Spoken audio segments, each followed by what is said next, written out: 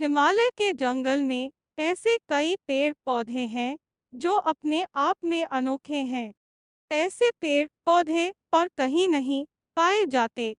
इन पर लगने वाले फल और फूल सबसे अलग होते हैं। इन पर लगने वाले फल इतने मीठे और खुशबूदार होते हैं कि कोई भी इन्हें खाए बिना रह नहीं सकता। ऐसा ही एक पेड़ नदी किनारे था, जिस पर सारे बंदर अपने राजा के साथ रहा करते थे। बंदरों के राजा का नाम महाकपि था। महाकपि बहुत ही समझदार और ज्ञानवान था। महाकपि का आदेश था कि उस पेड़ पर कभी कोई फल न छोड़ा जाए। जैसे ही फल पकने को होता, वैसे ही वानर उसे खा लेते थे। महाकपि का मानना था कि अगर कोई पका फल टूटकर नदी के रास्ते किसी मनुष्य तक पहुंचा, तो ये उनके लिए बहुत हानिकारक हो सकता है। सभी वानर महाकपि की इस बात से सहमत थे और उनकी आज्ञा का पालन करते थे। लेकिन एक दिन एक पका फल नदी में जा गिरा जो पत्तियों के बीच छुपा हुआ था।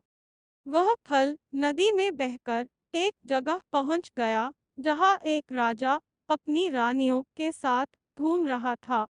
फल की खुशबू इतनी अच्छी थी कि आनंदित होकर रानियों ने अपनी आंखें बंद कर ली। राजा भी इस खुशबू पर मोहित हो गया। राजा ने अपने आसपास निहारा तो उसे नदी में बहता हुआ फल दिखाई दिया।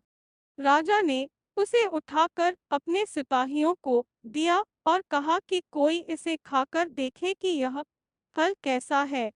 एक सिपाही ने उस फल को खाया और कहा कि ये तो बहुत मीठा है।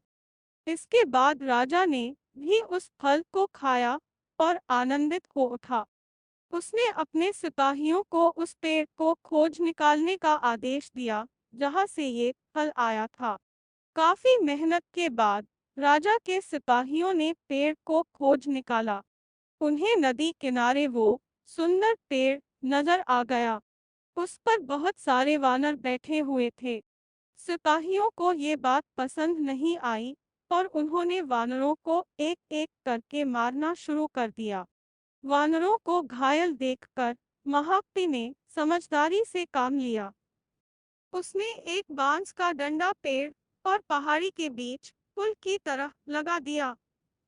महाकपि ने सभी वानरों को उस पेड़ को छोड़कर पहाड़ी की दूसरी तरफ जाने का आदेश दिया। वानरों ने महाकपि की आज्ञा का पालन किया और वो सभी बांस के सहारे पहाड़ी के दूसरी ओर पहुंच गए। लेकिन इस दौरान डरे सहमे बंदरों ने महाकपि को बुरी तरह से कुचल दिया। सिपाहियों ने तुरंत राजा के पास जाकर सारी बात बताई।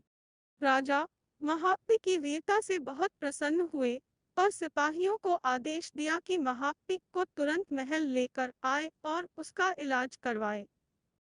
सिपाहियों ने ऐसा ही किया, लेकिन जब महाकपि को महल लाया गया, तब तक वह मर चुका था।